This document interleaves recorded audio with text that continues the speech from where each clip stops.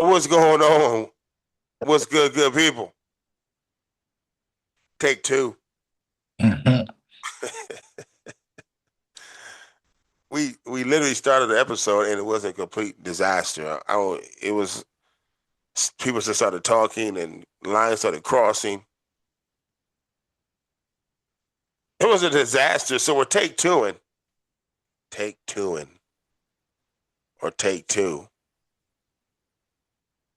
I can still get them joints though. I still got it on the other link. I wonder if that was the video that you sent, but it wasn't because I had all that stuff on pause. So I don't know what it was. But welcome to the podcast, the Correctly Mistaken Podcast, alongside my partner, that man Punch. Okay, brother. I'm your boy Osei. Learning to talk slow or slower. I remember we were doing when we were in the assurance cult. It's funny, some stuff you were like, I get it, but some stuff was like, yo. Yeah. I was talking, they were saying if you want to talk as slow as you possibly can, even to the point it may sound strange to you. And if it sounds strange to you, then do what? Go even slower than that. So I be thinking about that joint, but I can't. Because, it's like sometimes you got to meet the moment. Yeah. The moment at the same time being clear. So I'm going to work on that, people. Appreciate you guys listening, man. The support, the plans that we got in store. I got some people going to help us with some audio stuff, some producing. Put some touch on this thing. Yeah. Exciting times. It's nowhere near as easy as I want it to be. It never is, yo. Right? That's all part of the journey, because it's all about putting yourself in position to have the success. I think people forget about that a lot of times because we tend to focus on the actual reward or what the championship or the goal being met. But a lot of times, in order to be in a position to get to your goal, you had a lot of hard work to get yourself in a position to achieve it. You know what I'm saying? Yeah. So that's important. The process, the preparation to be successful is just as important as being successful in itself. But, All who right. am I? I'm just a guy with a GED. Insane. Yeah. Insane. I just got mine like November, I think. Oh, congratulations, yo. Yeah. Thank you, brother. Thank you, That's how brother. we do it. Hey. Like they said, man, there's a tribe of similarities. God dang, you got your tribe somewhere, man. Yeah. Shout Found out. them somewhere. Well, we are live from a land. That's the third one. Or the second. Yeah, the third I one. think this is right here. This is the second one. It's the third one. But With Blue Georgia on Instagram. that's what I'm doing. It's the dive too. Yeah. No. Yeah, the dive too. Topic Abdul Sayed. Yeah, that one. That's it. Yeah, that's what I'm doing right now. We're live from a land. See, y'all just saw that happen in real time. See, that's how producing We're works. working. We're working while we're talking We're to working, y'all. yeah. It's an organic podcast. We're doing the journey all by itself. This is what they say Yeah, we're a bunch of older millennials. yo, for real, yo, like we are struggling, but bro, the main thing is to make sure we're getting this out to y'all. Y'all can hear our Yeah. voices and record and hear it. Yeah. Damn. But that's why we're gonna have some more people coming up in here to give us some assistance, man. So Yep. we're live from a land where we got this. and it's a surprising one, but I was reading a lot about him this week. Mr. El Sayed, Dr. El Sayed, that was the big story in politics this week, is there was a primary in Michigan. There was a more conventional Democratic candidate. He lost a squeaker to Dr. El Sayed. Now, he's obviously on the subject of Israel. We're not aligned at all. But it's interesting. He's not DSA. He says he's not. He says he's not, and he says, I'm a capitalist. He does say that. He believes in regulating monopolies, which I think most people agree with. I think right now he realizes he just won the primary election with the help of Hassan Piker, and he's probably got to move a little bit to the right.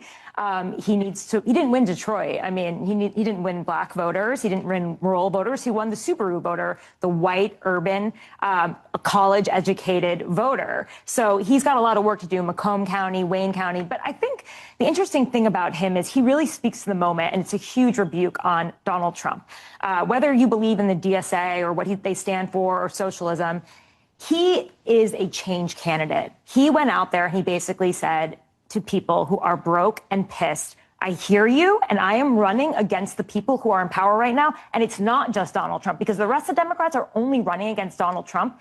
He's running against Donald Trump and Chuck Schumer, who spent $30 million against him, and AIPAC that spent another $30 million against him. So he's the anti-establishment candidate he's like, this isn't a gate. I don't get past you people. You want to spend $60 million on me? That's $60 million worth of billboards. Thank you very much. So this is just what's going to happen in these moments, because Americans love change, and he is the change candidate.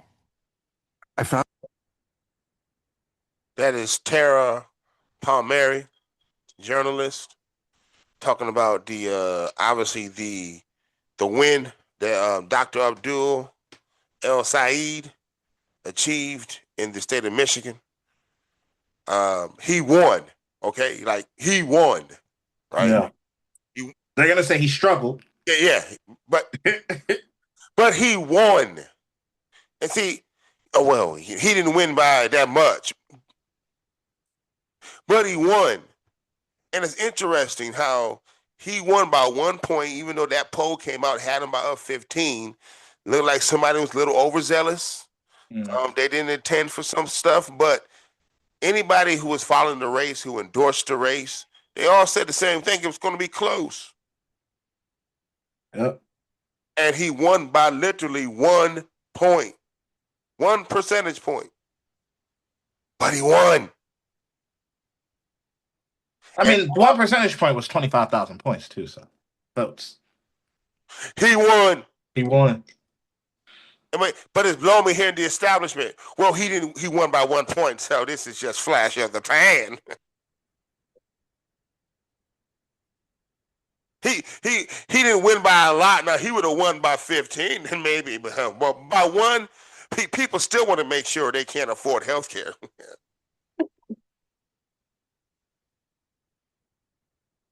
And it's amazing seeing the vitriol from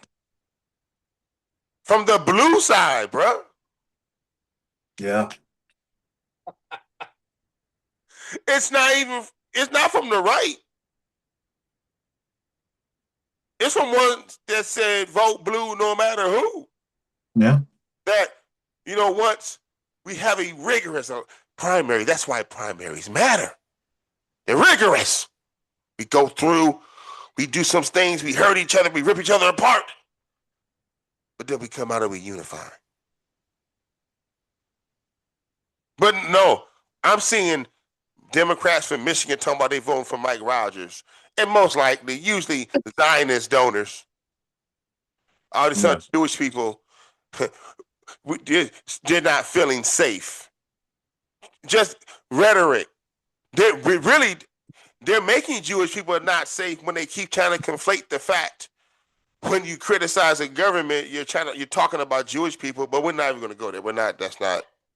That could be later in the episode. I got clips for that too. Yeah, I know how we like to go. Joe Rogan style around here. That is funny too. Because during the election with Kamala Harris, and all we heard was she needs to go on Joe Rogan. People need to go to Joe Rogan. If you want to reach, go to Joe Rogan. But now the establishment said, "Oh, but you can't go to Hassan Piker." That's because they're only worried about the mythical white voter. Because if you listen to Joe Rogan, you hear some of the craziest shit come out that podcast. Yes. Conspiracy theories, myths, propaganda, the craziest shit, and the craziest people he has on there spewing that nonsense. And then, but Hassan Piker is dangerous how? Because he's talking about the actual things that people want, the working class policies. See, Joe Rogan is a rich white dude. And at the end of the day, he pushes more to the right and espouses the status quo, in terms of really it's about protecting us from shit, not doing nothing from us, not doing nothing for us. That's how the right operates anyway, in terms of their voter base is, no, we're being conditioned, protect us from immigrants, protect us from black people, protect us from transgenderism, for transgender for everyone, protect us from all of that. Not what we can do from you. So, that's what the right is used to. But it's amazing. You've seen it. Hassan Piker is the problem. When Saeed, he won. Saeed is not even a Democrat socialist. He said he's a capitalist who believes that we should have balance. And they're not even trying to talk about that. They want to tie in with Hassan Piker. Because if they say Abdul, what's it? Rahman, Muhammad. Doing now. You It's Abdul Muhammad Syed. saying his whole name. They are so evil, bro. Like they are gross. Republicans are gross. Yeah. They're legitimately going all out Islamophobia or Islamic phobia. All out. It's like Abdul Rahman El Saeed. They're saying his whole name as if trying to say, if the name sounds weird, y'all know something going on. It's crazy. It's disgusting. But so many people go along with it. So many people are into the propaganda of if the name sounds not quote unquote American, there's some kind of way, especially if it's El Saeed or Muhammad or Sharif. Yeah. Just the disgusting conditioning, how it's so easily in this country accepted. It's so easily accepted in this country to be Islam, anti-Islam. Yeah. It's so just the norm. Well, it's easy to be a bigot in America. It's crazy. No, but but in terms of what you hear, it makes me mad in terms of every time they want to talk about Jewish people and say, what do you feel about Jewish people when it's just not true? Jewish people don't feel unsafe. The majority of Jewish people are not for what's going on. See, they're talking about a certain powerful in terms of donor class, Zionist donors who are putting stuff out there saying Jewish people are unsafe, and they don't feel unsafe. Yeah. They want their policies, they want their tax dollars to stop going over there as well. I mean, Abdul El Saeed has a very easy, like Make America Great Again, MAGA. He has a very easy saying: money in politics, money in your pocket, Medicaid for all. Radical position. And it's just radical. And to the point, they're not even talking about what he wants. They want to connect him with Hassan Piker. And say the Democrat establishment, Hassan Piker is the problem. Like, he's the one that we need to be worried about. He's going to he helped him win a primary, but he won't help you win a general. But he's not even doing it. He's just a streamer. He's no different from Joe Rogan. But at one point in time, we were told, you got to go to Joe Rogan, like you said, the mythical white swing voter. And it's amazing. The Democrat establishment, you're getting this from our side, who do not want the status quo to be altered with one at all. Yeah. It's amazing. They don't want it to be altered with by no means. And they're willing to collaborate with fascists and fascism. Because this part of capitalism, this status quo, we talked about this a couple months ago, it almost needs fascism to come about. Because you continue to extract so much and people start to rebel, you have to squash it.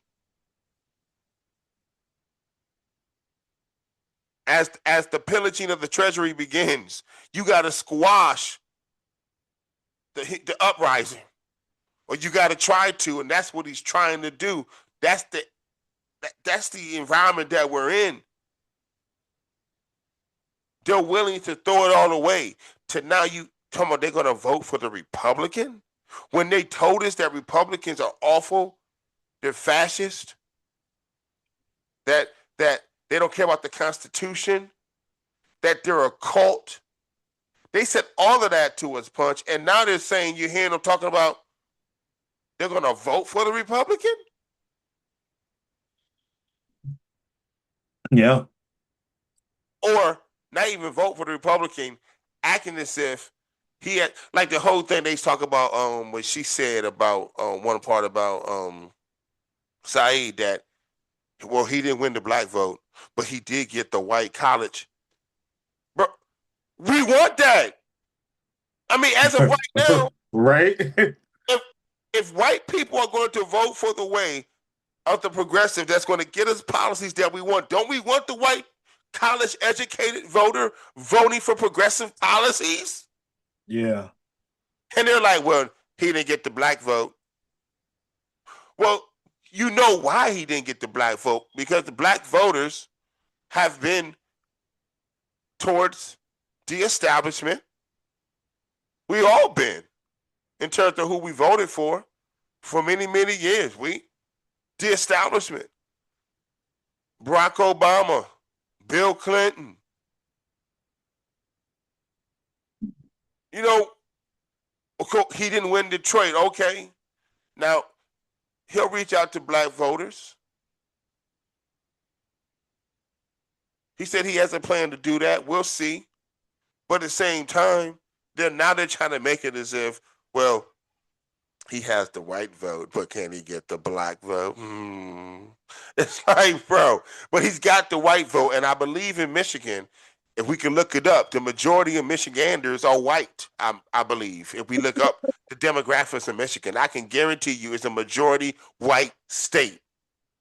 So if you got majority white people voting for Saeed, that's what you want, along with the black vote. And that's how you do what? You build a coalition. You may not get the majority of the black vote, but if you can get 40% of the black vote, along with all of the white college-educated vote, you build a coalition. You win, because the policies that he's going to instill are going to help all people. Like, it's like this wedge that they're trying to drive.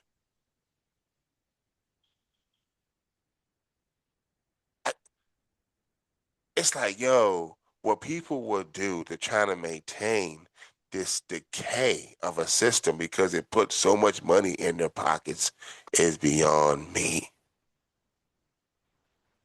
It's like they don't care about the people, right? They don't. Completely bought and paid for it, bro.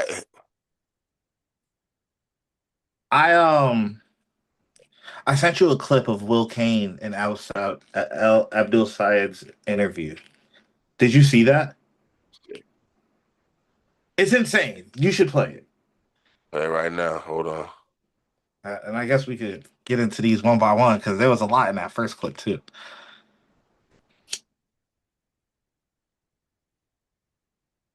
Here's the clip you're talking about right here. Ask you, would you invite President Donald Trump on the stage with you?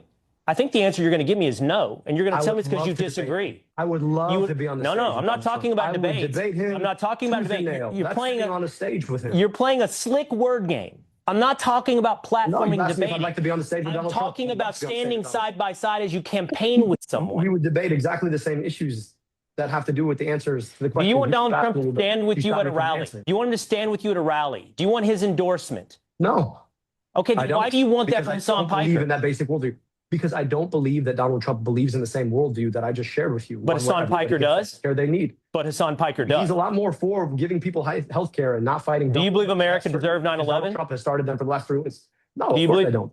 That's Okay, a but- ridiculous. First of all, ridiculous question. Because here's this game. This is why That's a people big hate one. the media. This is why they hate the media. Because you play this gotcha game. Because he said something one time, you think I automatically believe that. Now, If Donald you Trump campaign with grab him, people by their body if parts. you campaign with him, you're acting Clearly, like you so have a I'm talking social to you. acquaintance or you Clearly, debated him. clearly You do not agree with campaigned with anything. him. Insane. That's crazy. But that, But what's worse, the Democrats are also acting like that, yeah, right? That's the Right. temperature of the establishment Democrats. what do we really say? There's an establishment and there's the left. Republicans and Democrats, they're just the establishment, yo. In my eyes. I think it's on both parties. I And think, I'm saying they're all the establishment. Exactly. yeah. Like, if you to make it looking more practical, make it more easier, there is a Republican and Democrat establishment, but I think they unify in a lot of ways as well. But the establishment, yes, that's really what they're doing, bro. That's how he's conflating. Because of the fact that Hassan Piker, he campaigned with him, he agrees with everything he says. They go simple like that. They want to go macro when it matters. They want to go micro when it matters. And then they want to ignore whatever they want to ignore when it's time, when their point needs to be put across. Because they don't care. Because it's about power and power at all costs. And the Republicans are dirty like that. But the establishment Democrats benefit off Republican policies. Let me say that again. The establishment Democrats, when Republicans are the majorities and they make tax cuts for the rich, it benefits them as well because, as I've always said, take the time to put in on Google the net worth of Congress people. And then you will see the millions of dollars. These people are multi-millionaires. When he cuts taxes, when the Republican Party, there I go talking fast. When the Republican Party gets into office and they cut taxes for the rich, their taxes get cut too. That's true. I've never thought of that. That's true. Republican policies help the establishment, the Democratic. So that at the end of the day, they're always going to go towards that way to the point, if it even means to be acceptable. They lost 2 out of the 3 times to a complete and total con man, a buffoon, because they can't get out of their own way and their own corruption and their own allegiance to the establishment and corporate Democrats who take the money and they're in the system, and the money goes in a circle. And then you see right there how they trying to conflate because of the fact, and Hassan Piker, if you want to go even deeper, when he said America deserved 9/11, he was talking about in the pretext of a retaliation of the meddling that has gone on in these countries. Like, if you really want to get into it, and we not, but the reason why the RBG, the Iranian Revolutionary Guard, the RIG, rules Iran is because of the United States. It all started in 1953. That's a whole nother story. When they overthrew, Iran had a democracy. Mm-hmm. Then we overthrew it in 1979, replaced it with the Shah. And then the Shah got overturned by the RIG. And IRGC. yes, excuse me. Now you have what we have now. Yeah. We supported them we supported Iraq against them in the 80s, in the 8-year war. So, but see, that's the stuff that's not talked about. You know, that's the American exceptionalism that we get all caught up in. As if America does it, it's not wrong. And it's just Iran we're talking about. We haven't even. We're not even gone. That's not a percentage It's of not what even Latin America. America has done Latin since America? World War II. What they done in Latin America? What they're still doing in Latin What America. they're We're still doing? starving Cuba. Say it every We week. have we I do say it every week. Yeah. We have a government that is making Cubans go without power to force a regime change. And So we're that collectively punishing the people of Cuba right now. Right now. This isn't like 50 years ago. We're collectively punishing by leaving them without power. And Cuba's a tropical country. It's a what is it in the Caribbean? they're ran by the Is power. it, right? Yeah. They're actively starving and making people live without power in a Caribbean island right now. And they can't even get in the United States. Is now not only they got this. What's it? They stopped their them from getting what was it from oil Oil from Mexico. from Mexico, and now because of the fact they still dealing with Iran, they're not even focusing on Cuba right now because they can, and they still got all that shit in place because they were doing a bunch of stuff to get prepared to overthrow. But now he still has this going on in Iran, so now Cuba is just on ice. But wow, they have no electricity. And then people who are going down there trying to give aid, they're trying to bring to trial and trying to find ways to criminalize what they're doing. Okay, I want to get into it. I think this stuff's I wild. like we like Stuff's wild, bro. for some reason Americans hate accountability when it comes to our country, which is weird because the American thing is to criticize your country. But it's American exceptionalism. They've raised. It's the point of if America had to do it, like if they dropped a bomb on an Iranian school that killed 164 schoolgirls, well, there's a reason. I mean, clearly, it wasn't something that we had to do. There was something happened and some factors transpired for that to occur. It just wasn't. No, we fucked up. It's not that. And the Trump administration, they rely on that American exceptionalism, where you even get to the point now. You see what Bill Maher said in that clip earlier. You know, they look different on the whole Israel thing. As you know, for about 3 years, we all saw it on our phones, and they're still trying that same bullshit. It's crazy. It's crazy. It's like don't believe what you saw, but okay, but you see what's going on in this country. And you see, they spent $60 million. $60 million. And all that money still got him a 1-point win. And that all that matters because he got to win. Now we got opportunity. So what Democrats are saying, the establishment actively spending, you got centrist organizations looking to spend money to divide the left. They see that what's going on. The DSA, they're trying to demonize the DSA. Yes, you may have a lot of different viewpoints that the DSA has. Some I agree with, some we could talk about. But at the same time, they're on message on what they're trying to get across and what they're trying to achieve, which is economic goals to help the working class. And that radiates across the board. That's why they're scared shitless now, according to reports of them having a socialist candidate in 2028.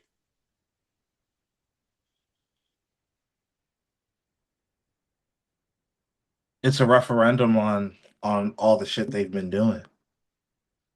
You know, for the last for it's a referendum on how good Democratic politics, the standard quo is.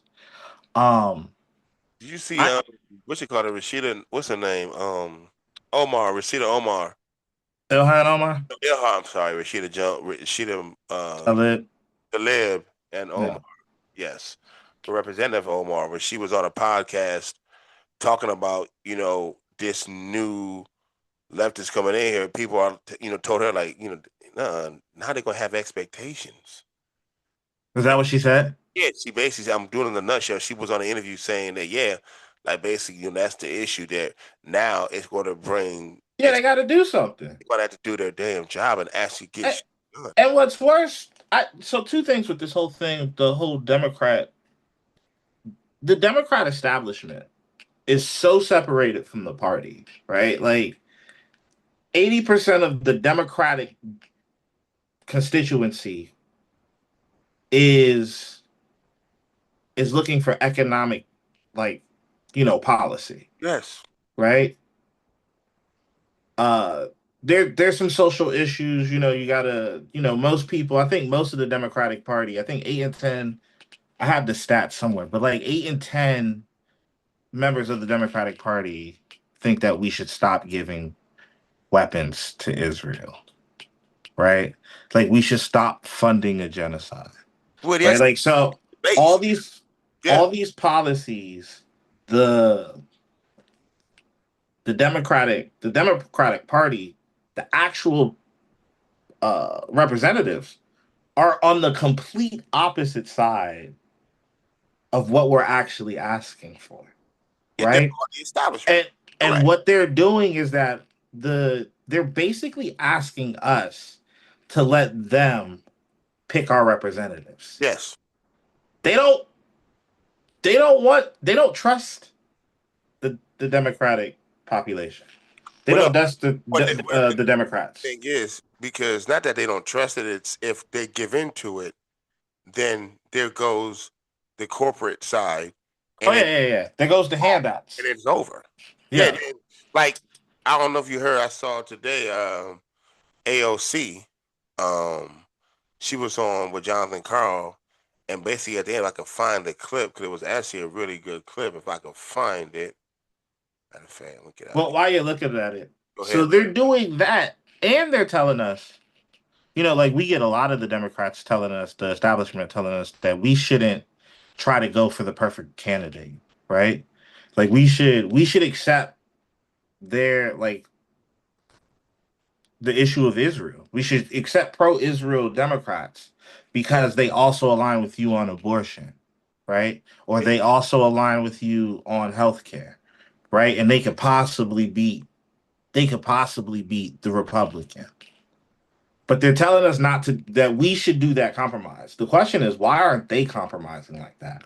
Why is it for the DSA, who have pretty much this, if Democrats want to say they're for, healthcare for all or paid family leave, like the establishment, the Democratic Socialists or even the progressives are running on those same issues. Why is it that they get to be like, no, it's too far radical for us to think about abolishing the police, the Senate, and the presidency, but it's not too radical for us to abolish, or not abolish, but it's not too radical for us to support a genocide, right? Like that's the difference in ask between the Democratic establishment and the progressives. One wants to give us an economic policy, right? And probably go a little further than a lot of people want, but we could still discuss that, right? The other group wants to, or says they want to give us economic policy, that even though they're better than the Republicans, they're not much better than the Republicans. They also want us to be like, okay with supporting a genocide. That's the difference in ask. Yeah. And I think that's insane. It is insane. And it's like, look, we're willing to hear you, but this right here, you guys just have to just deal with. Because it'd be one thing if every question and every red line for the establishment Democrats was in Israel, right? They say they agree with us on most of the platform, on the progressive platform. But none of it happens. The only thing that ever happens is our money goes overseas. Yeah. One thing you can bet your dollar on. Yeah, sure. They say they agree with everything our tax dollars want to go to. Oh, making healthcare. Oh, absolutely. Affordable leave. Oh, yeah, absolutely. Affordable housing. Oh, yeah, absolutely. Oh, but how can we do it? Oh, there's nothing that we can do. The parliamentarian. Oh, Joe Manchin. Oh, Christian Cinema. Oh, there's nothing that we can do. There's nothing that we. Hey, but we agree on it. Oh, it's time to send more money over to Israel? Easy money. Woo! Time to write a bigger defense bill? Gone. Check sign. Blank chat. Easy. You gotta get rid of the filibuster in order to raise the debt ceiling so the Wall Street don't start crying. Good. But anything else? Oh no. How we gonna do that? This is AOC on this morning with I think it is ABC News with Jonathan Carl.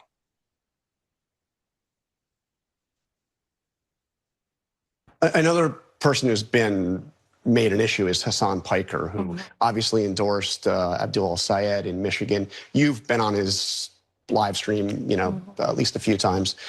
He's somebody who said, that America deserved 9/11. Now he backed off from that. Yes, he's apologized. But he said a lot of controversial things. Is he somebody that should have a role in the progressive movement going forward? I think when we look at our elections that have happened, we have lost young people. Much hay was made about the fact that we lost young men in the last election.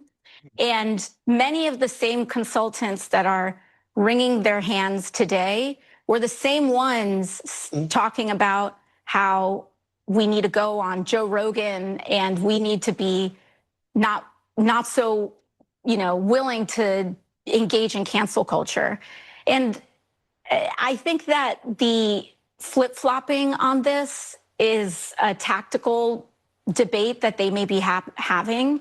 I think the fact of the matter is that Democrats can go on Joe Rogan, Democrats can go on Fox News, Democrats have a responsibility to build a winning coalition, and young people are engaging in mediums and conversations that we have a responsibility to attend to and be responsive to. And even right now, when we look at this insurgent wave of what is happening, oftentimes when people are doing that Monday morning quarterbacking and what demographics voted where, the big one that's being ignored is the generational tidal wave. You see it in the polling. It's significant. Millennials are not, punk kids anymore. Yeah. We're grown adults with mortgages and kids, and that generation is starting to be decisive at the polls, and there is anger at being ignored, sidelined, having our economic futures mortgaged by the generations that came before us on everything from the economy to climate, and we're taking the reins. So I love that at the end right there. And we're taking the reins. Yeah. And you see it, but you see that's the movement. But then you want to hear the establishment say, well, no. When you attack the establishment, you're attacking black voters. Joe Crowley, the guy in Wisconsin running, he said he's running against Francisco Wong, who's probably going to win.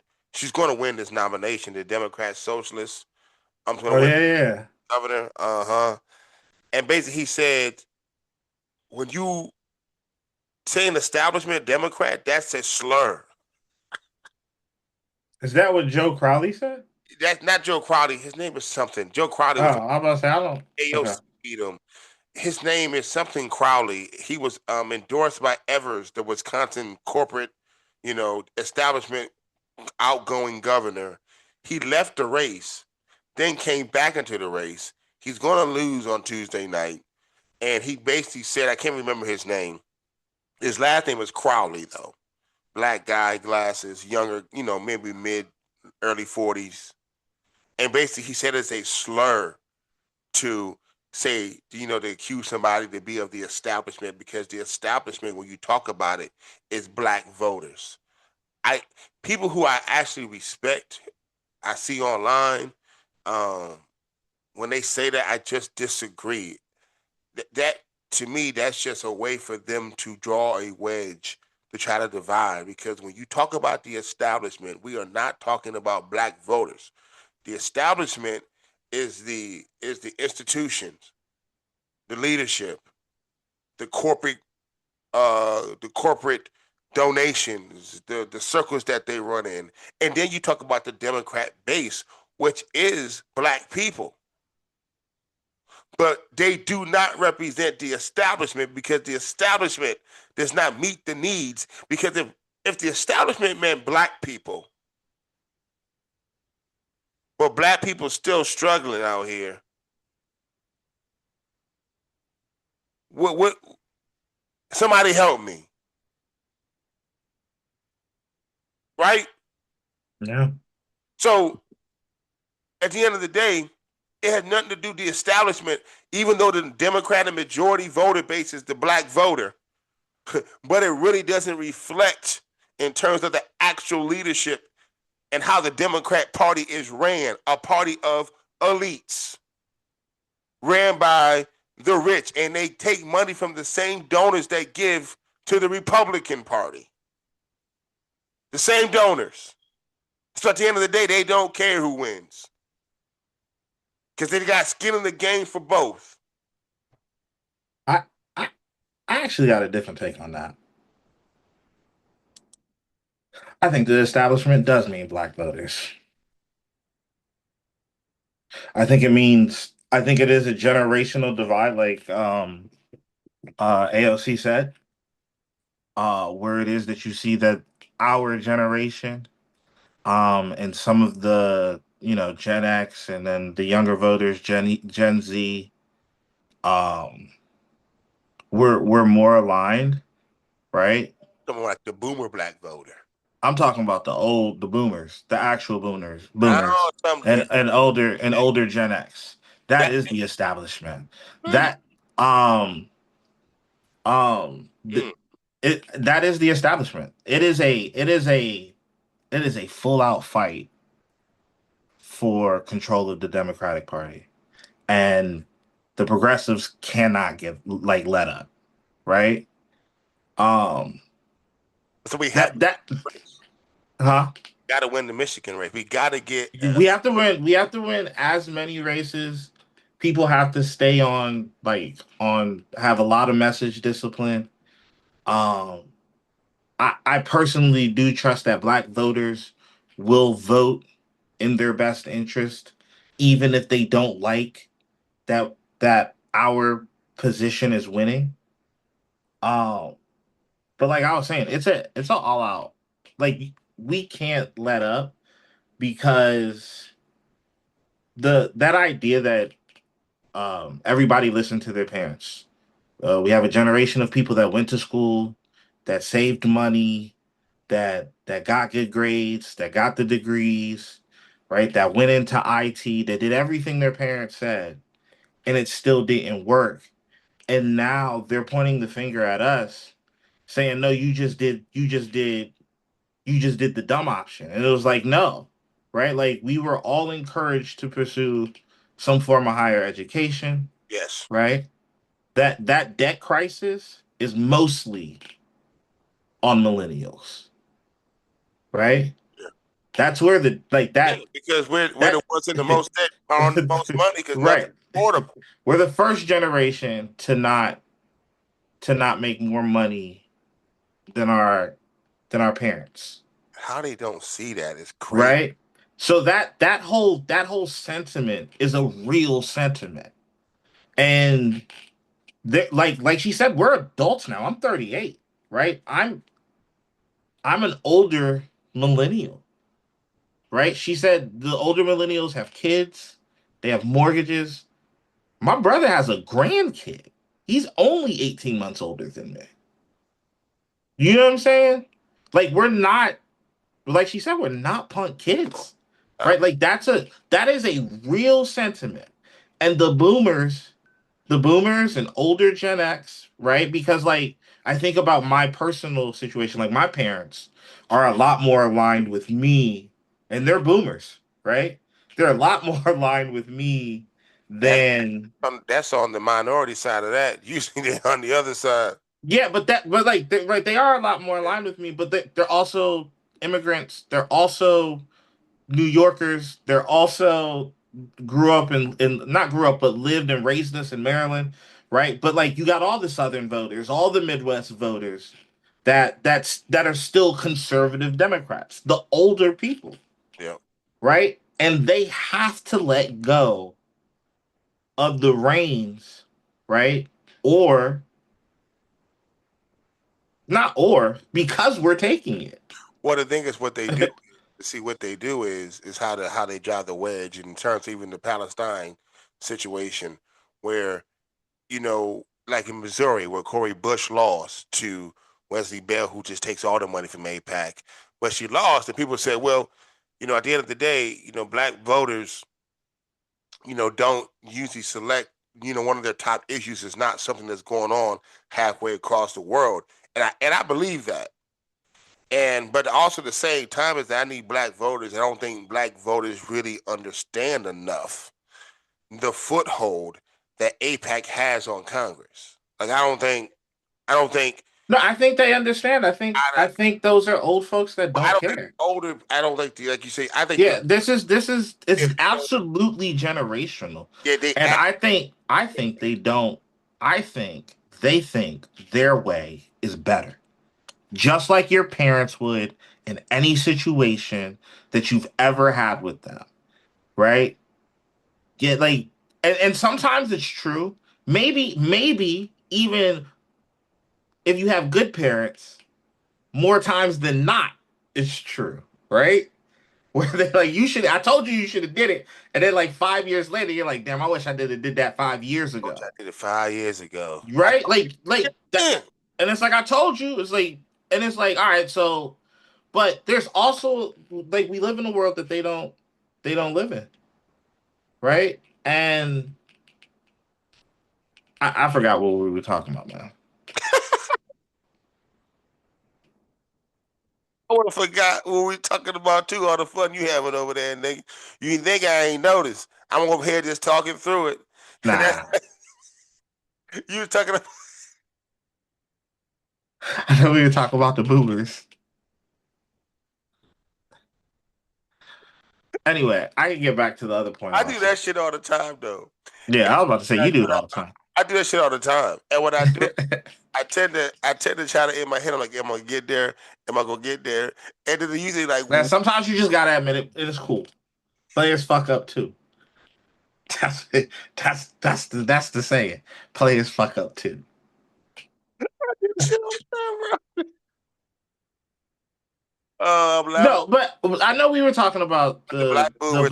the vote in Missouri in particular, right? And she got crushed. And that's what I'm saying. I think if we actually were to look at it, and that's what I'm saying, it's those voters, Yeah. right? The Midwest, the rural, and I think they just do not care, right, about AIPAC. A lot of these people were raised when it was proper to support Israel. But now we have all the context, right? We have all the information. We have the information that they didn't have in the 80s of how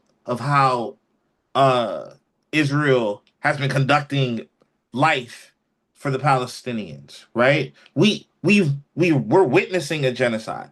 And I think that because of, just being, I guess when you get old, you become interested in your position, right? Well, that they don't want to give it up. What's the whole thing of, you're not paying attention to black issues, to black initiatives, and focusing on the black community. Yeah, but see, that's just a lie, though. Right? That's exactly. an absolute lie, and I think it's weird that the Democrats are playing. Like I think I said it last. I probably wrote it down. Now it's a wedge. Now it works as a wedge right now. Yeah, they're using us as a cudgel, right? Because they know. For Saeed. Yeah, they don't want it. Right, and they know that we're the base of the party. Like we're the actual base of the party. Like you can't win without us. The Democrats can't win, right? And because we vote in such high numbers, that's what makes us the most important block. Because if our numbers start going down, then this is an automatic loss, right? Yeah. But we're the 92% of black women that people are always talking about. That is all black women basically. Right?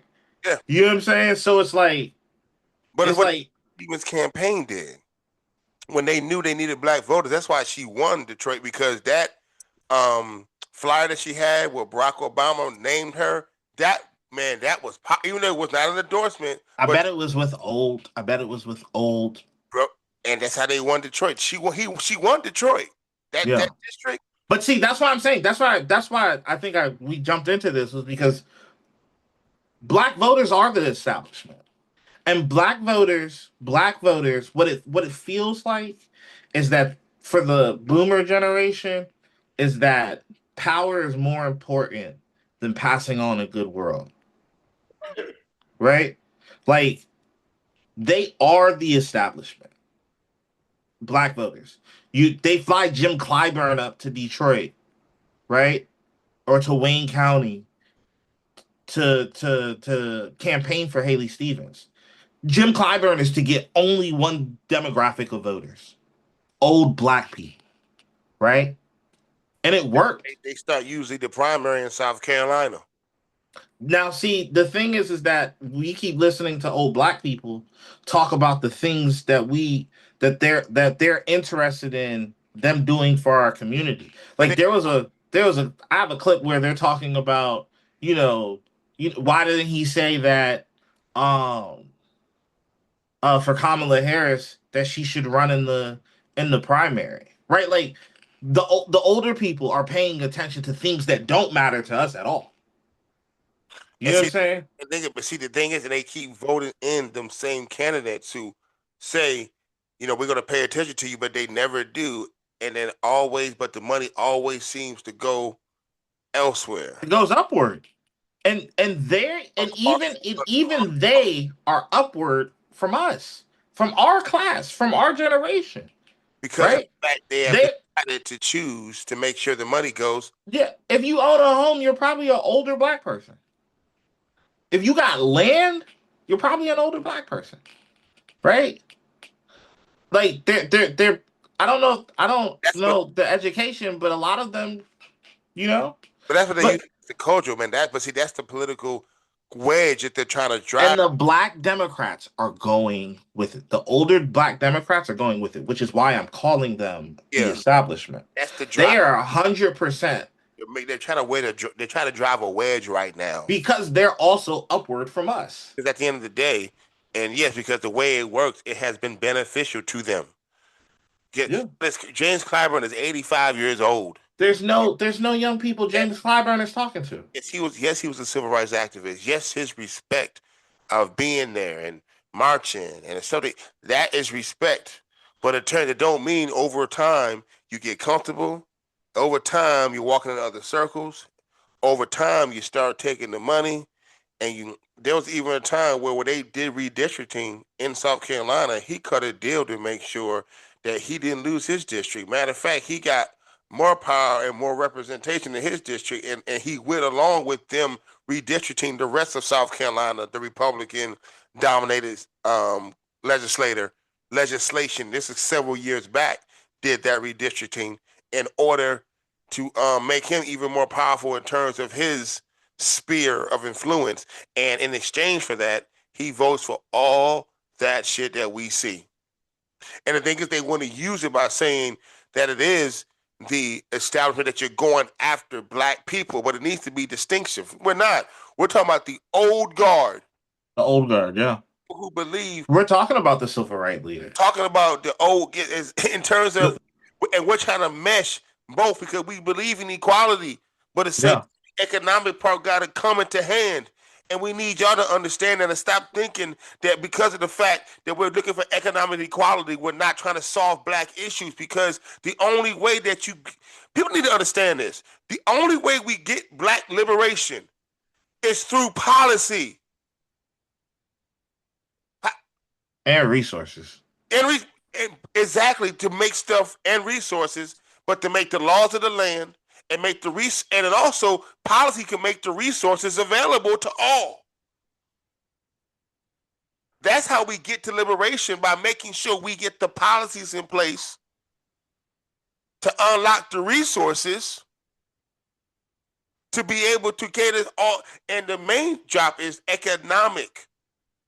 if we're all on an even playing field, yes, the results will vary, but if the opportunity is the same, at least people have a chance to grasp at it and not be phased out because you can't afford it. And at the end of the day, Black issues, Black initiatives matter, and we must continue to fight for them, and at the same time fight for Medicare for all, because we all will get health care. That means all Black people. Yes, white people, Spanish Americans, Asian Americans, they will all get it too, but we're getting health care for all Black people as well. Think about it like that. It will be universal, but Black people will get it as well. And that's what we want, right?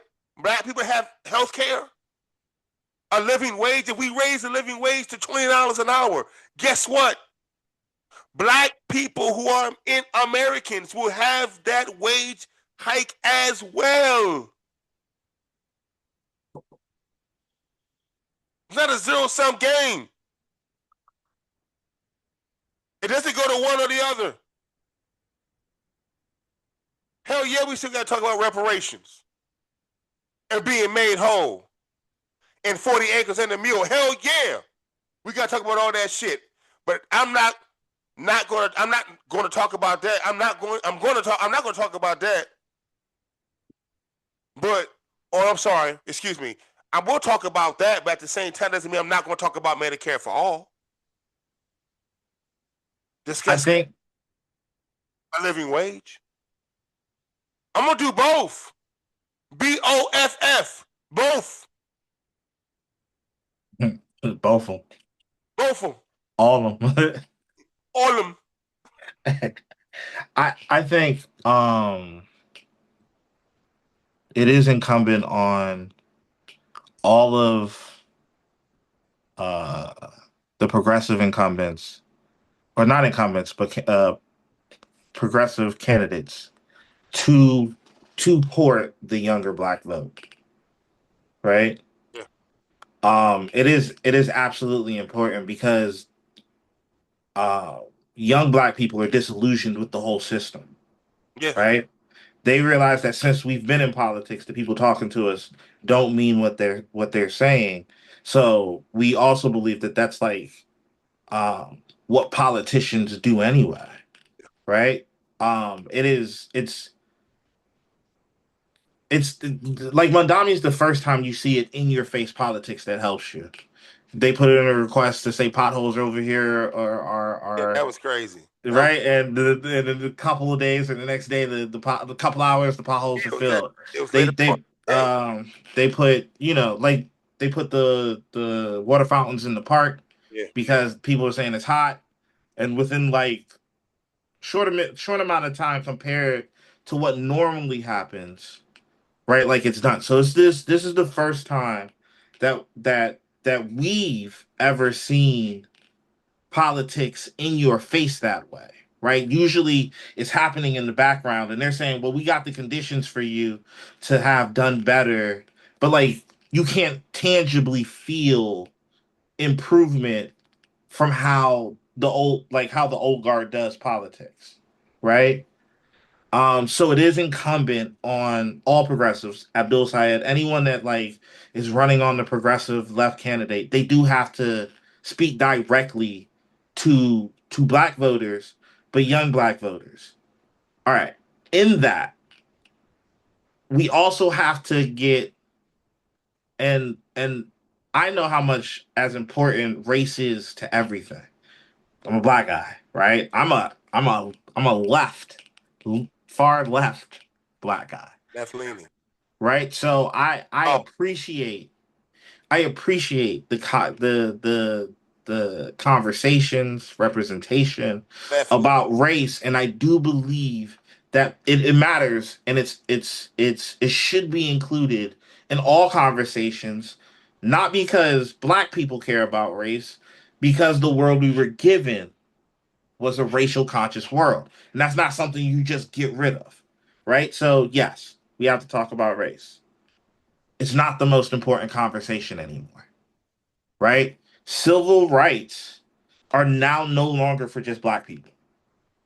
It's a lot more inclusive.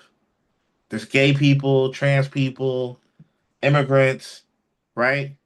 So the conversation that the old guard thinks we should be having, and which is why we're still losing races, right? Or losing, elections, is because they think that our civil rights fight looks like theirs, right? Black people, not even black people, but we discussed it a couple podcasts ago. There's not many things you can think for a poor white community, a poor Mexican community, a poor Italian community, a poor black community that they all don't need the same of, Yeah, right? same thing. We all need the We same. all need the same thing. So now our civil rights is no longer for just black people. When they were fighting for civil rights, you could drag a black man behind the truck in Texas, right? They were lynching people. So their fight had to be directly racial. That's not the fight we're fighting now, which is why this whole, Jim Clyburn thing, right? Like that's what they want us to focus on. It's lost us 2 out of the last 3 elections. That's what I just need people to understand is that this guys, think about it. We are how we are right now, where we are losing a negative 23,000 jobs. Nobody can afford a house, nobody can afford rent, groceries are up, inflation is outgrowing wages. We having what you call stagflation. We're in a war.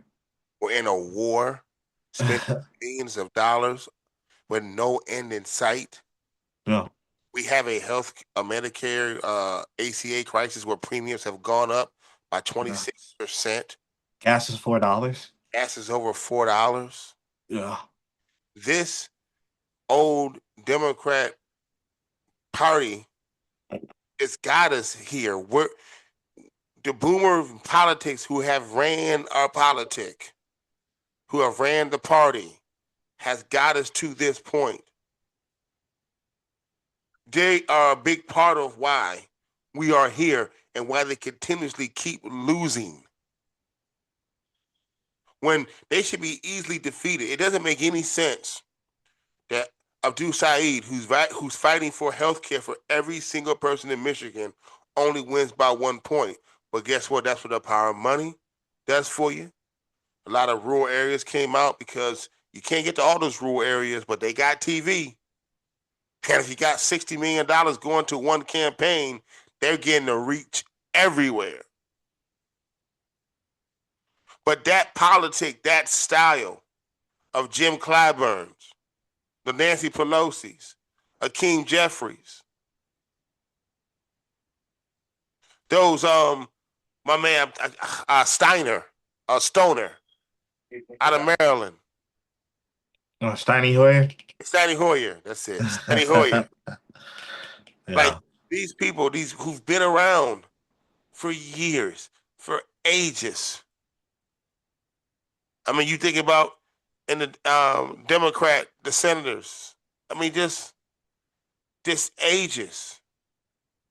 And you see where we are, but they talk that rhetoric, but they continuously lose because they take in the same money with the same donors. At the end of the day, one side has to shut the fuck up and take the beating. And it's usually the side where all those policies that they are for scores closer or more to corporations. Because Republicans are full out corporate. Yeah. The Republicans full out don't give a fuck about nobody. But see, the thing is, though, with the Democrats, though, let's say the Republicans would cut taxes, and then you'll get an all Democratic government. And guess what? You think they raise taxes? Form that? No, they don't go back and reverse that. They keep it right where they are. They don't change it. But when the status quo gets worse and worse and worse, because Republicans get back in power, do their bidding for corporations, and get worse and worse and worse and worse. I saw a clip. I had a clip of Kamala Harris. I saw a clip of Kamala Harris. She was talking about someone had asked her about the Voters' Right Act, right? And because it's been gutted, and she said she had like she was concerned that our political fight might be on more important matters than the the Rights Act. And she also then started talking about like how Donald Trump is tearing down the infrastructure that the Democrats have meticulously built, right, over the past 50 years or whatever. And What, losing? duh, when I think about that, my first question is, if it was so meticulously built, why is he doing it in a term? One term. It's 2 years. Donald Trump has made generational changes. Yeah, just put a breaking ball at all. Yeah, like not even like small, reasonable, expected generational changes to American politics. There is an all-out abortion ban in some states in America. Yep. That's less than 2 years. Right? If you did such a good job at building it, why was he able to tear it down in 2 years? And I get it. It takes, you know what I'm saying, it's easier to tear shit down than it is to build it. But if it's that easy to tear down, I'm afraid it's not built that well. Or a lot of ways. They have policies, but then it sundowns. You know what I'm saying? And then it goes away. But that's what I'm saying. Like if you did such a good job, and then a Republican takes hold, and and then it gets worse, and then they're in power, and then they say everything's good, but it's not. Republicans pounce on it. So why would we put you back in power? That's the next question. Why would we put you back in power? We're not Hassan Piker. That's why we're not Hassan. We love America. And you know what's even weirder is that the Democrats. Joe Rogan show. The establishment Democrats will say, if you don't draw the line at someone thinking America deserved 9/11, he was pushing that. And like, I understand it if you don't want to vote for Democrats and you vote Republican. That's what the establishment's telling us. That's insane. That video as sources, but go on Joe Rogan show, right? Yeah, like that man saying in a million hours of fucking streaming that America deserves 9/11 is worth our free healthcare. Is worth ending our endless war campaign. Yeah. It's worth all of that to them. That's the line.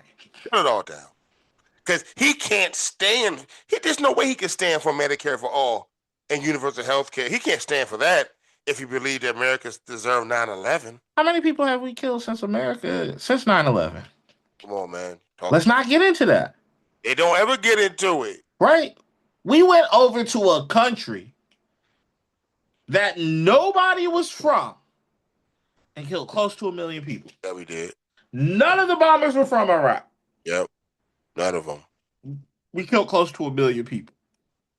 In a completely different country than the terrorist alleged, because I have questions about that story. American exceptionalism, bro. Right? We went over to a completely different country and murdered 1 million people. Yes, a lot of that was through starvation and famine. 1 million people, though. 1 million Iraqis are dead. We've leveled Iraq, too. We, after 9/11, did Libya so bad, they have slavery now. Yeah. Over 3,000 people. Allegedly. And look, I might get in trouble for this later in my future, but I don't plan to run in no place that wouldn't elect somebody like me. if I ever do plan to run. You ask me, hell yeah, America deserved it. I saw a comedian say, you know what? Maybe we should play more home games. All this preemptive offense we're doing or defense we're what happens doing. is the actions of a government makes their citizens unsafe.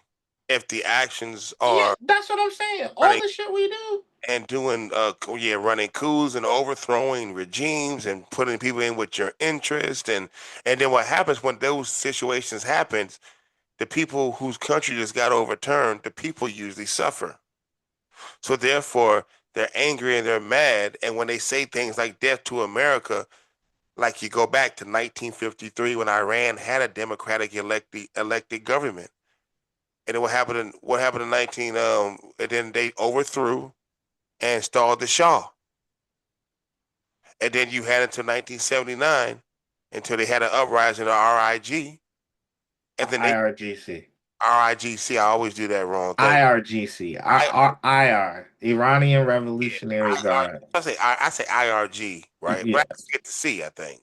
Yeah. I think it's IRGC. That's what it is. So, now they're a completely authoritarian theocracy because of the actions of the United States way back in 1953. Well, and we supported Iraq in the I'm gonna say that in the 8-year war where we let Saddam use chemical weapons against us. but see that stuff, when you don't understand it, you don't know it, they know how to use it, because instead of people don't understand America meddling in elections. They don't understand America's issues in terms of their foreign policy. It's that 9/11, regardless of the Americans' action, it was a horrible day where 3,000 Americans died. And what happened is still tragic. But the fact of the matter is they use that as a way as propaganda to even fight the left. When Hassan Piker is talking about Medicaid for all, working class policies, but they just want to talk about the fact what he said about 9/11, get people wrapped around their patriotism, and they're like, get the fuck out of here, Hassan, you piece of, get out of here. See, Hassan Piker, what kind of name is that anyway? Is that a terrorist? Hassan. And it's like, whoa. It's crazy. What I'm just thinking about now. Wrapped around that's a strong thing, bro. They get you wrapped around that flag. They get you gassed off that flag. I think of Iran calling us the great Satan and Israel the little Satan. And the propaganda for both October 7th, 9/11, right?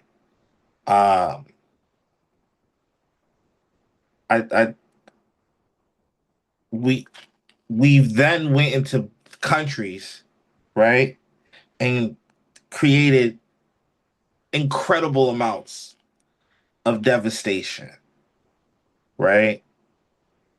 And we say that they deserve it because of what they've done of what they did to us, right? I don't know if deserve is the right word, but it shouldn't be expected. In our America 200 plus year history, the only people that have attacked us, the British, the Japanese in Pearl Harbor.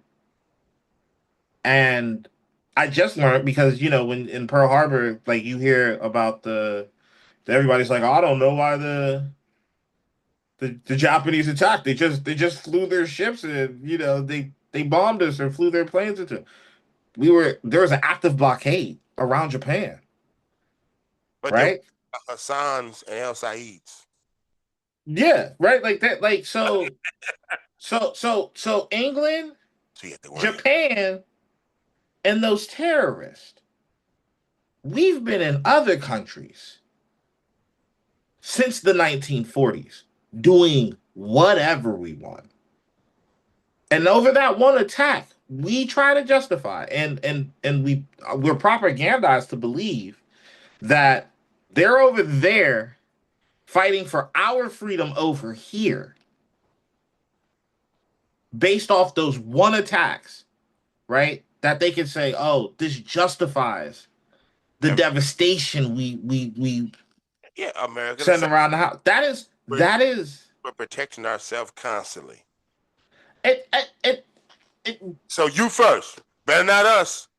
there's a yeah. And then they use it as propaganda to get people to believe to vote once again. And you're anti-American or anti-Semitic if you criticize any of it. And that's what I'm saying. If it walk like a duck, it talk like a duck, it quack like a duck. You're a communist. It's not a camel, man. So when they say, you know what I'm saying, like I don't want to ever have to side with Iran, but what we've done around the world has been some pretty bad shit. Yeah. And I think it's anti-American not to acknowledge it. Well, the fact is, if you acknowledge it though, and you actually give wind to it, then change and expectation comes from it, and they don't want that neither. See, they don't want you to talk about liberation and talk about the possibility of it, because eventually people are gonna say, "Well, how about we get it?" And that's not a conversation that they're trying to have. So they're rather, how can we divide what tactics? Like, you're going to see so many different tactics. To go back to the AES, Abdul El Said, Dr. Abdul El Said. Yeah. You're going to have all kinds. You're going to see they're going to roll out everything. Oh, it's already happening. Even Republicans are already full out just, calling them a terrorist and extremist and saying his whole name. You see what Trump did, the picture that he took, that he posted? Oh, I got a whole quote from him. Him and Melania. Oh, no, I didn't see that. What was that? Him and Melania. He posted on Truth Social and a picture of Dr. El Said and his wife at a restaurant. He said two different types of Americas, and his wife had a hijab on. He said two different Americas. Like, they're just going full-fledged racism. Like, dude. So this is what he said. He told it with her jobs, sitting around eating pancakes. If that's what you want America to look like, or me and Melania, who don't like each other, we hate one another, but we have similar interests in getting this money, and we're also eating pancakes. And we're because it was like him and his wife would just sit there at a restaurant. He's like, two Americas, me and Melania. And he had on a tuxedo, she had on a gown, and it's a picture of them two in a diner, and he was holding his wife in a diner, two Americas. Yeah, I wrote down a quote from him. He said, that's what Trump said. There's going to be squalor everywhere. Squalor. You're going to live in squalor. Yeah, if we let the socialist communists come in and take power. Let the socialist, communist, Marxists come in. We'll live in squalor. They'll take all your money, and you'll live outside. You will. You'll live outside. Regardless of 800,000 people living outside now, that doesn't matter. You will be living outside. And hyper-individualism. We love talking about that, because all we want you to do is focus on you. So you can't worry about those protests. That's other people. But how are you living?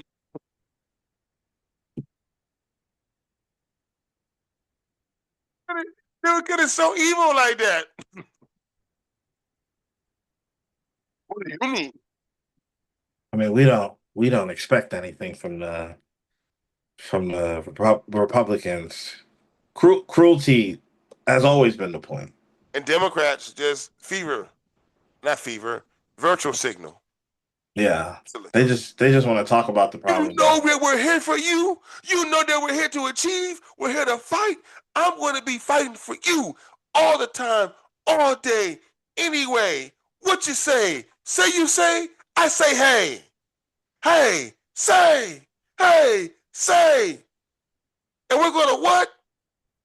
Say, yeah. And it's I like, mean, they didn't really do no dumb shit like that. dude, look, man, I mean, but they also was kneeling in kente tough. cloths They get you fired. for Said we're gonna for 9 minutes. her Haley Steve, we're gonna out here, we're gonna be doing our thing, we're gonna really get into Michiganders, what Michiganders do. Let me tell you, a little bit of joy, a little bit of joy. It's like, yo, you don't even seem genuine. But the fact of the matter is, she used Barack Obama, and those black boomers loved them some Barack Obama. And because of the fact that he even mentioned her name and had her in a flyer, that man didn't even. But you know what's funny though? It's interesting that the Obama's team never came out and said that wasn't an endorsement.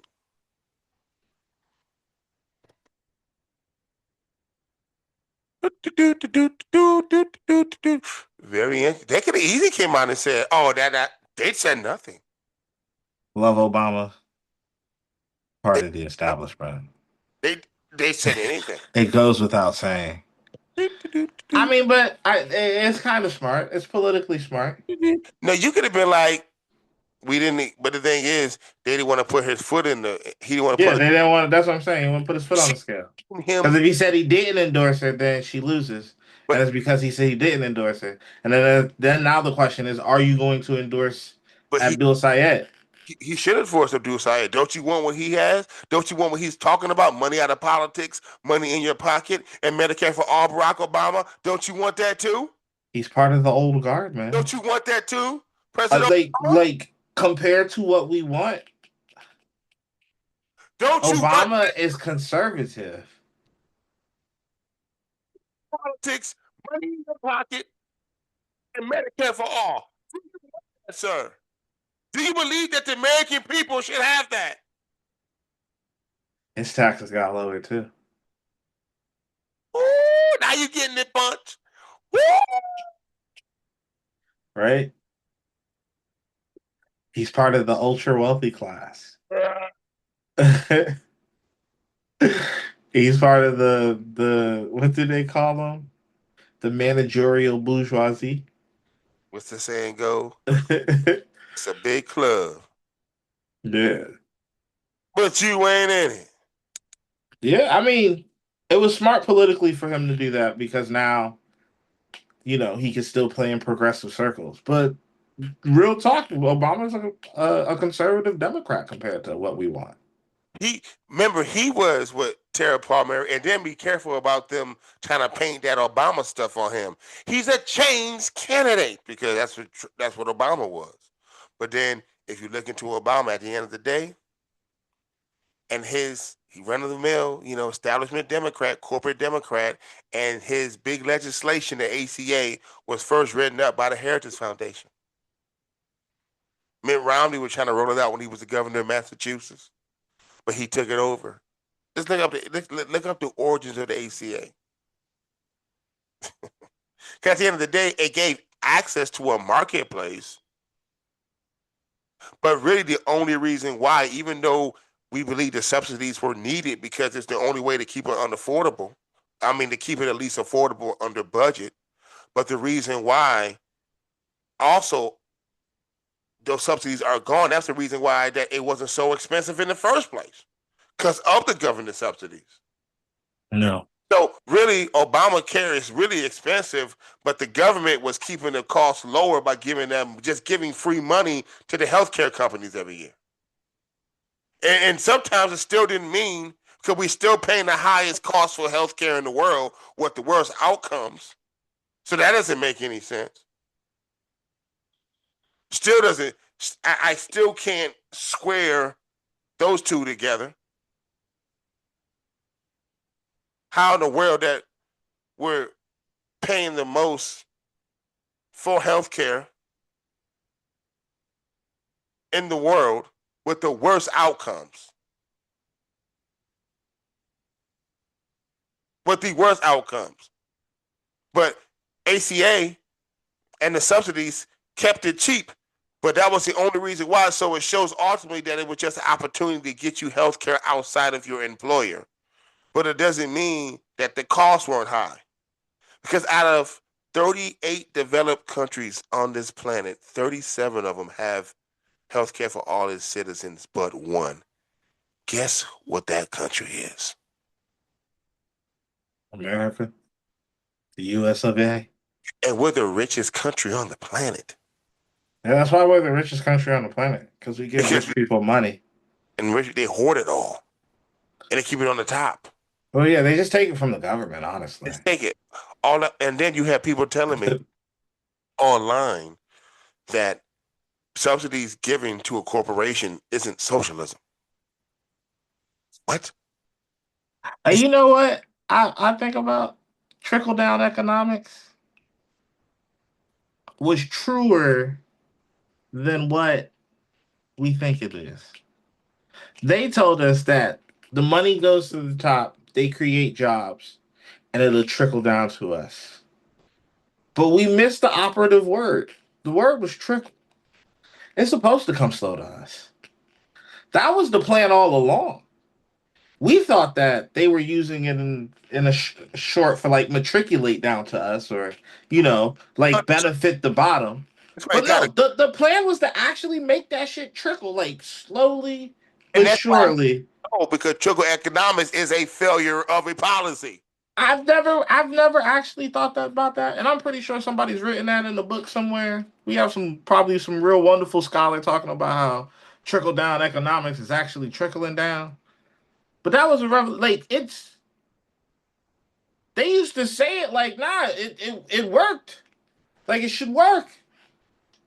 And put it at the top. It has worked if you're on the top. And it has worked. It's worked swimmingly. That's why the economy works for rich people now. If you're rich, you're good. Yeah.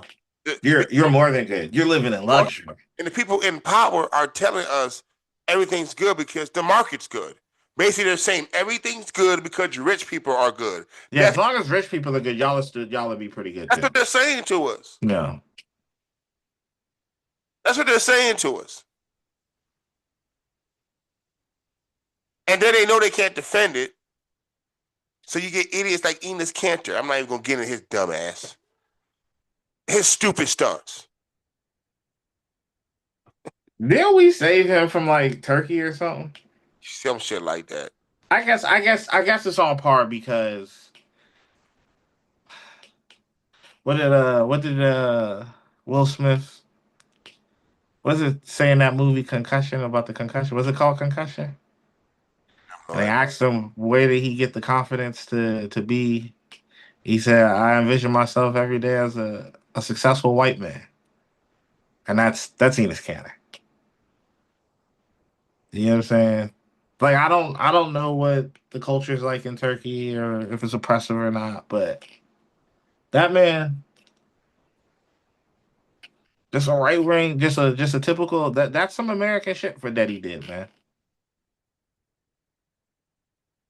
We gotta call it like it is. That's some American shit. If I was the WNBA, I'd have been like, in light of our revelation, or in light of Enes Kanter's revelations, of that he has finally found his true self and he wants to live in his true self, we absolutely support his transition and we welcome him to participate in the 2027 WNBA draft next year. I guarantee you he doesn't do it and he goes away.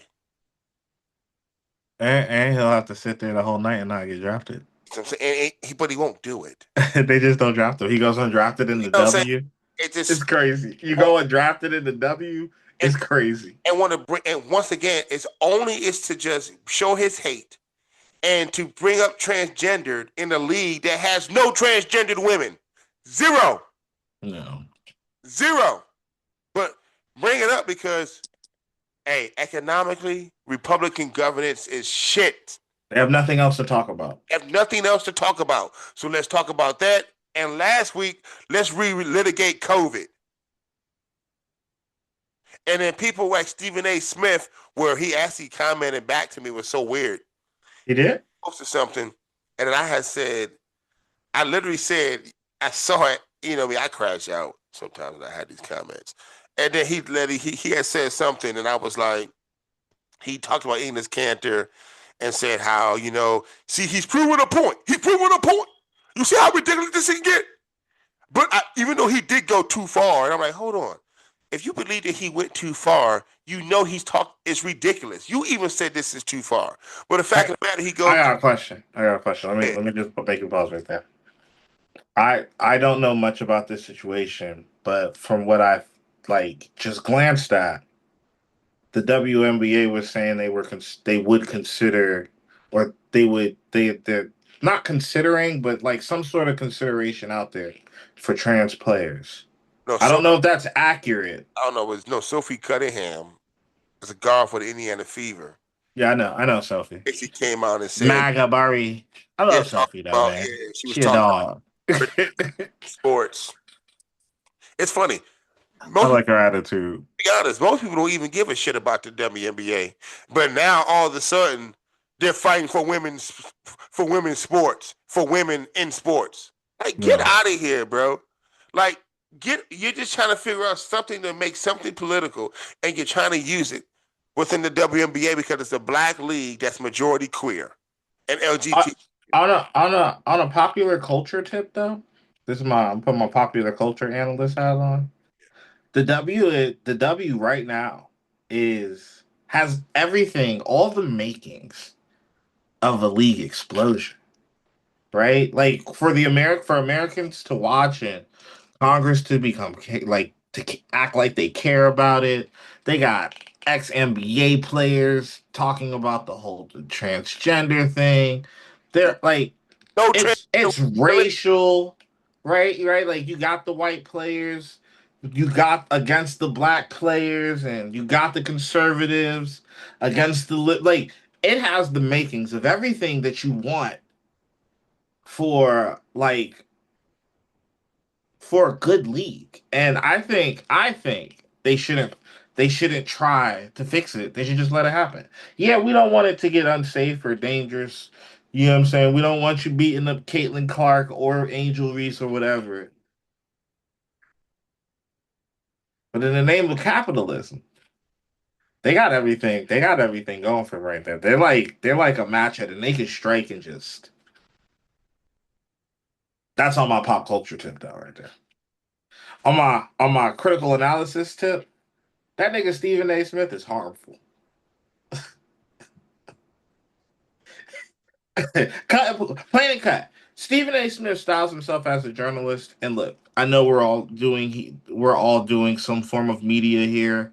We like to engage in some sort of journalistic activity, whatever it is. We kind of try to look up the things we talk about before we talk about them. You know what I'm saying? Like we try to maybe we don't know all the rules because we're just two guys with GEDs talking on the internet, but you know what I'm saying? We do try to be engaged with the facts of what we're looking at.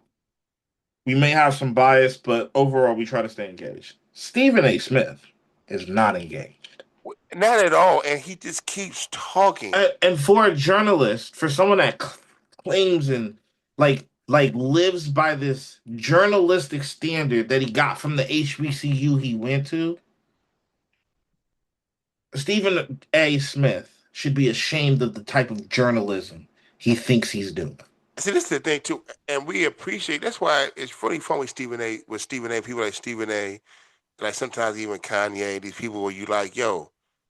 At one point in time, people respected you. They really appreciate who you are and what you came up in the media industry, becoming Stephen A. Smith. Your attitude, not your attitude, but your personality, how you're good on TV, and how you able to use that to a career where you have endorsements now. You had $100 million contract with ESPN, and that stuff deserves your respect.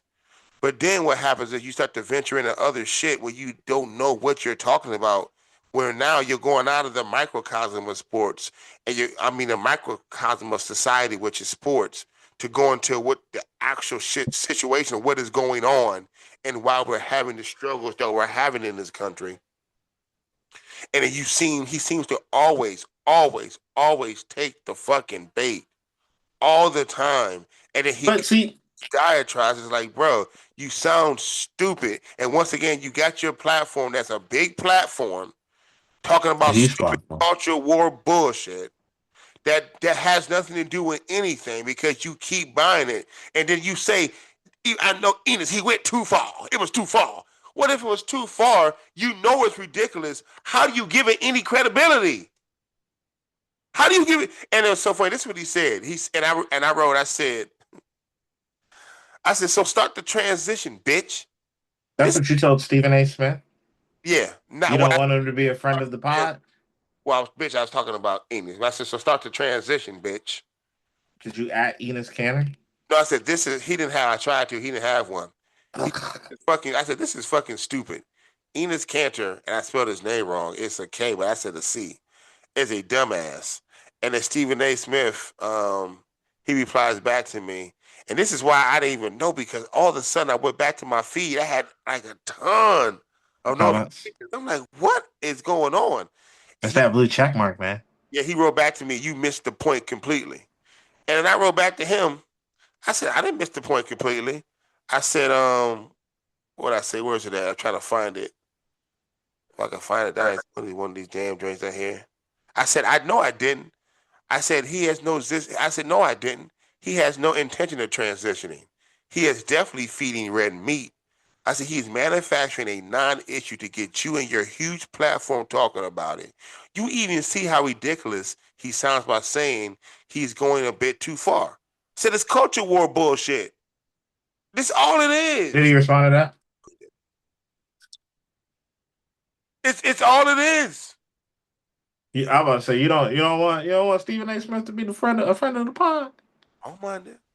I will say this, right? Because Stephen A. Smith has a good thing of doing this. I don't think it ever really matters when he does it, because it means he's about to shit talk somebody for a little bit or be critical of them. Stephen A. has done a lot of great things. Put a lot of people on. Biggest short sports show in the world. Puts on HBCUs. Supports black players. Yeah, he has issues with a lot of players, but a lot of players are black, so that's bound to happen. I'm not thinking that he's anti-black or a grifter per se, but I do think his ignorance is what makes his show thrive. It's not that I can see that. It's not that because it talks what people want to hear. Yeah. Like it's not that he doesn't have the resources to find the facts. It's not that he's not a critical thinker, right? Like allegedly, he should be one of the best that we have. Like he's a brilliant mind. We look at what he does with his show. But he intentionally does not do that because his show it's not entertaining if he's on our side, right? You can't have a real conversation with a Republican and be informed. It's an impossibility. Taking $100 million from Disney. Hey, wait, not taking. Fine, and that's fine. He's getting the $100 million. That's the trade-off, though. That's the trade-off. And I don't want to blame it on Disney as much as I want to blame it for on Disney, but it's just the company line where you see what they're doing or how they're in terms of these layoffs that they're doing. They're trying to just go back to let's just talk sports, man. Which okay, fine.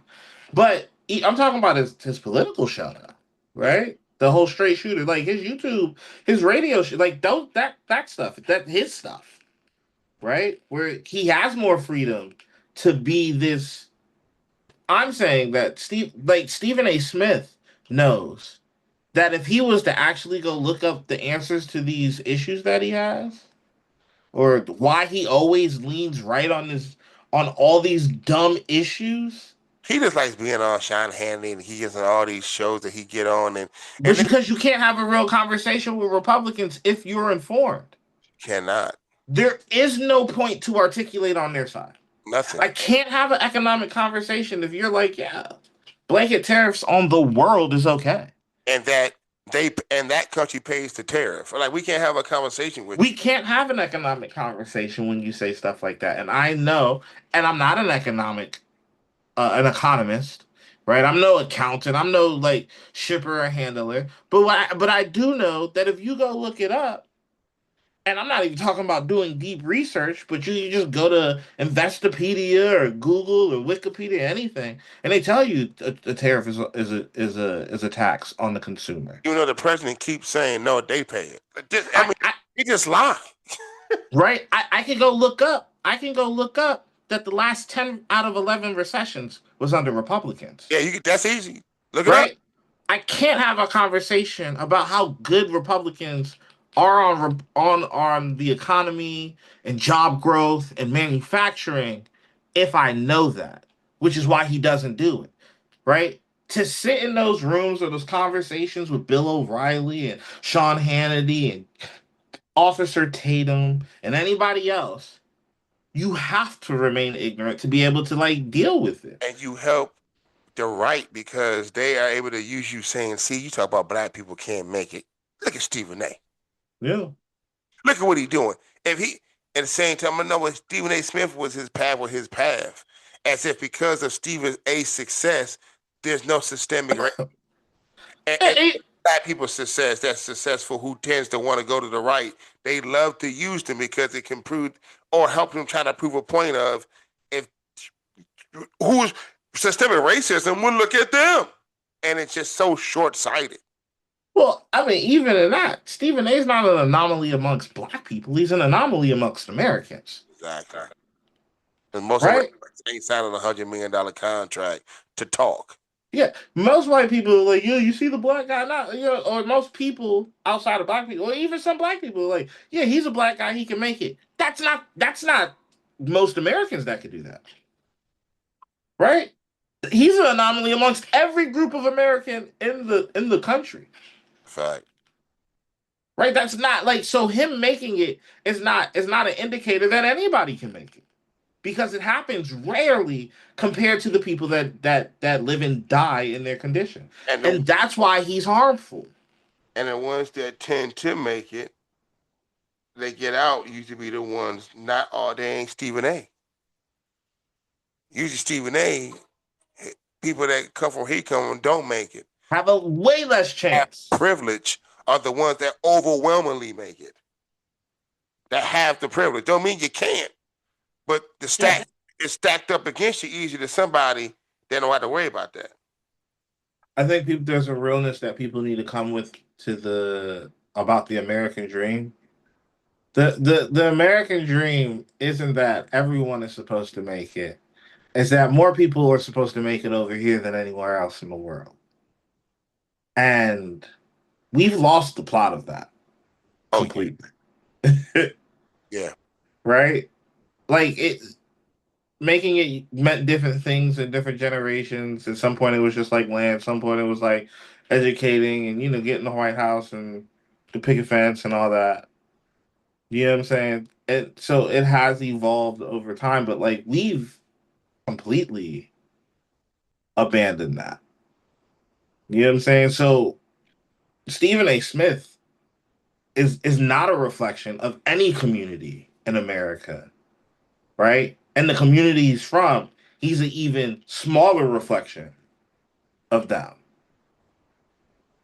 Right? And I think that's why I think that his platform is so dangerous, because he's willing to engage. And I know Stephen A. Smith, let's just call him a conservative Democrat, probably agrees with me way more than he agrees with Sean Hannity.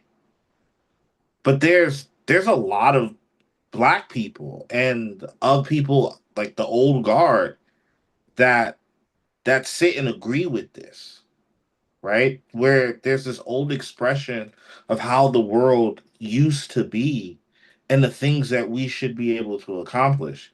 And because I'm holding him accountable because he's a journalist.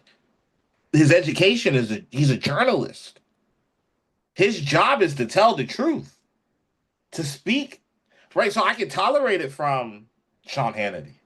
I can tolerate it from, hell, even Chris Cuomo, where it's like, but from one of our alleged best and brightest, right? His ignorance, and it's like planned ignorance is absurd to me. Because it's the only way his show is able to go. He'd just be up there arguing because there's no real conversation with people from the right. Y'all know what we try to do here, man. I Correctly Mistaken podcast, man. Y'all know what we try to do. It's a noble cause. It's a just cause. We try to get people back to critical thinking, pulling back the layers. And like we always say, when we start to critical think, we start to realize that we have more in common and we're for more together than we are apart. And then when we realize that we're more together and we agree on more things, that's when we can start caring for the other.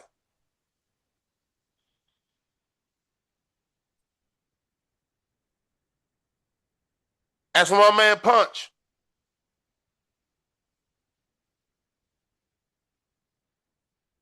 who convinced me somewhat that I may look at the establishment a little different.